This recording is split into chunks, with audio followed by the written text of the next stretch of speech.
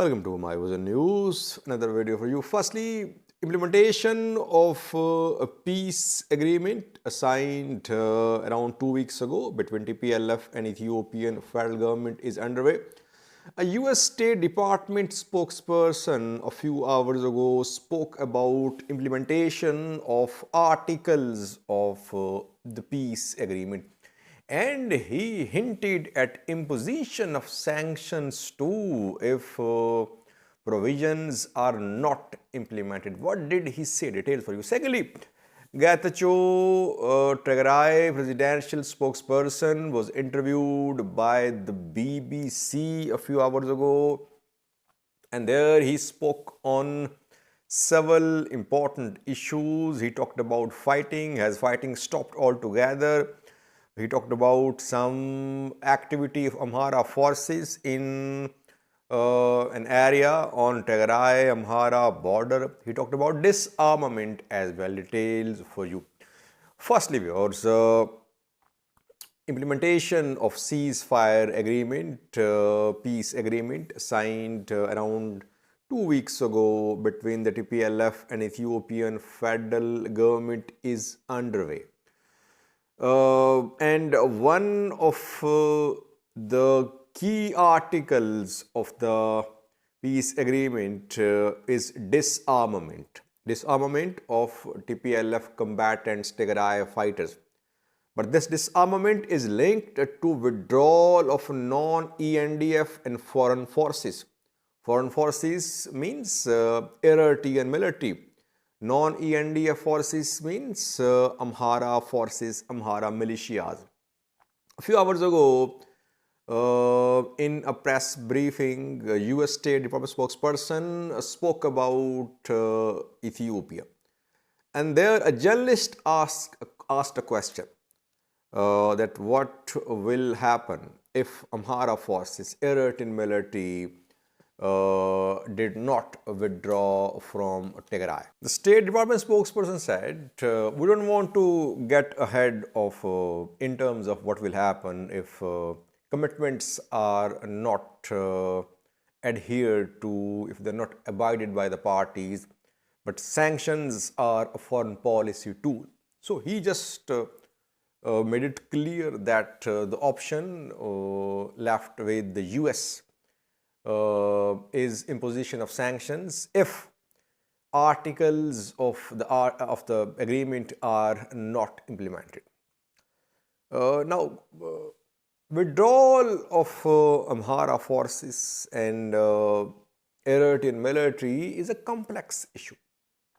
Eritrean military will withdraw from Tigray's main town cities. I think they'll withdraw because they were on board when the agreement was signed. Eritrea, Ethiopia governments, they have achieved a lot through this agreement.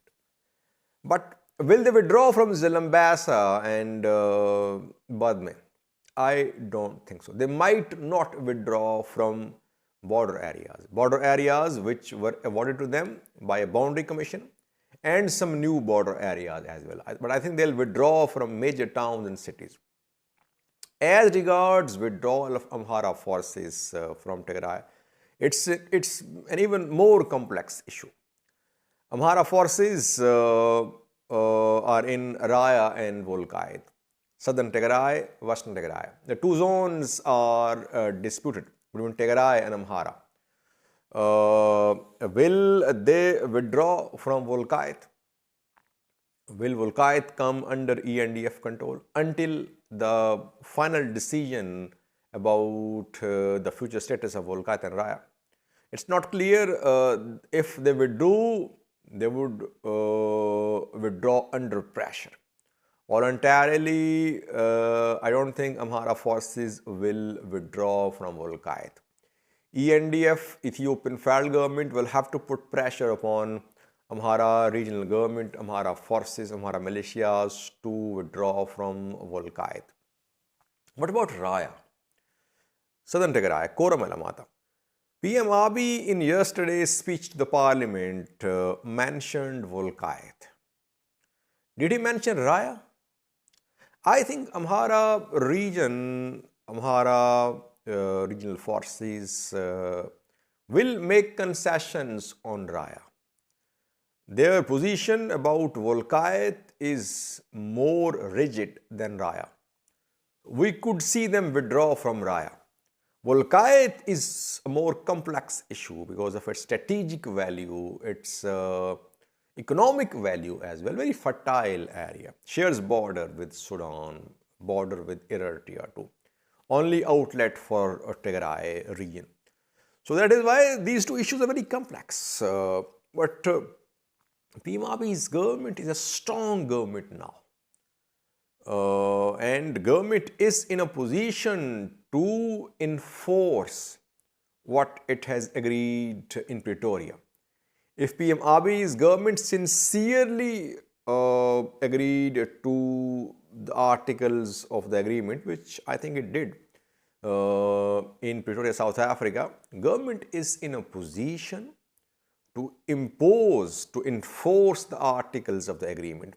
Amhara forces, Amhara militias, Amhara regional government are not in a position to challenge Ethiopian federal government. Yes, a likely scenario could be Amhara-Eritrea alliance, which some people say could happen against Ethiopian federal government. But even it's not very likely, I think, because Eritrean government is now renewing its involvement in the region by forging ties with governments, government of Somalia, government of Ethiopia, not with groups, opposition groups in these countries. Renewing means they were renewing that for some time.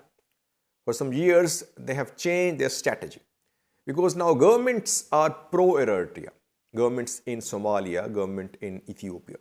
I don't think they'll strike some sort of secret alliance with Amhara region. So Amhara forces will have to withdraw. I think they will withdraw from Raya.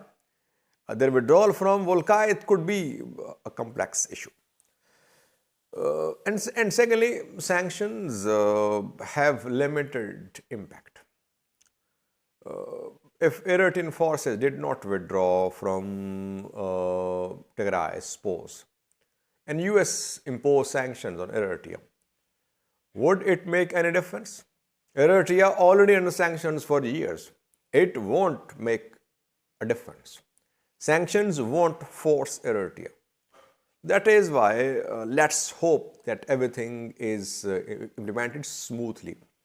Lastly, viewers, Getachew Reda, Tigray presidential spokesperson, was interviewed by the BBC a few hours ago. There he faced some tough questions from the BBC.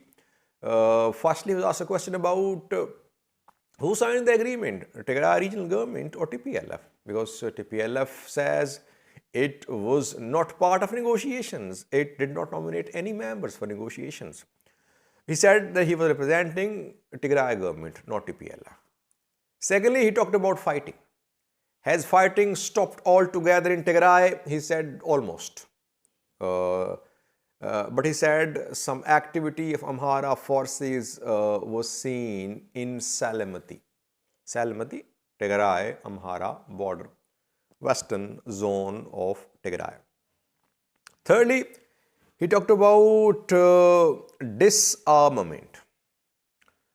He said disarmament is linked to safety and security of the people of Tigray.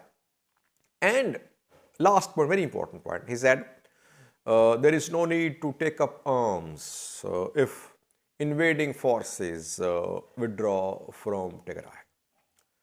It means that disarmament is linked to withdrawal of Amhara forces and Eritrean military from Tigray, which is a complex issue.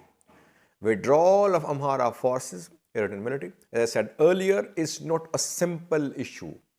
Will Tigray demand their withdrawal from all areas? Will Tigray demand their withdrawal to pre-November 2020 position?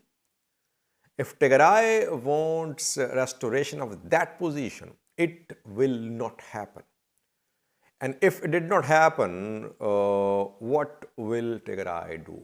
Will it surrender its heavy weapon? Will it keep on delaying the surrendering of weapons? So several questions which will be answered in coming days.